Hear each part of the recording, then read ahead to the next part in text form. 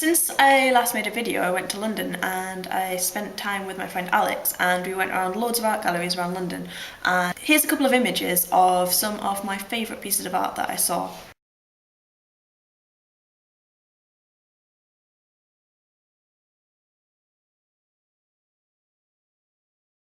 This probably isn't what you expected to hear from me now, but I'm not talking about my art project until I finished it, and I don't finish it until some point next week. On the way home, on the train, I was reading this magazine which I'd picked up at the Saatchi Gallery, and it had an article about electronic music and the two people who started doing it. And one was a woman called Daphne Oram, and she was fascinated with the idea of drawing a line and getting it translated then into sound. And she spent her whole life kind of pursuing this, and when she kind of dropped out of the scene of making electronic music for the BBC when she was older and spent ages trying to make this machine that would do it, and she kind of made a prototype thing that doesn't work anymore. And it's so sad that that got lost, but it just made me think, and I was just so intrigued by this idea of music and art being so interlinked. I just like this idea of maybe anything I could paint be translated into some music, like a really complex painting of colours. Maybe like Jess's background here. This is Jess, who's the third year, this is her work behind me.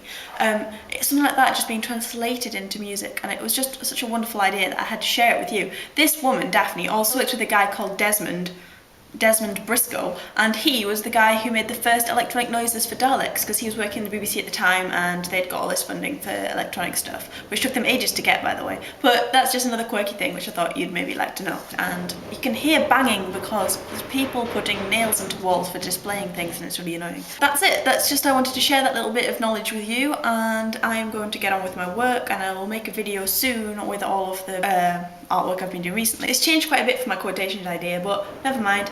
DFTBA.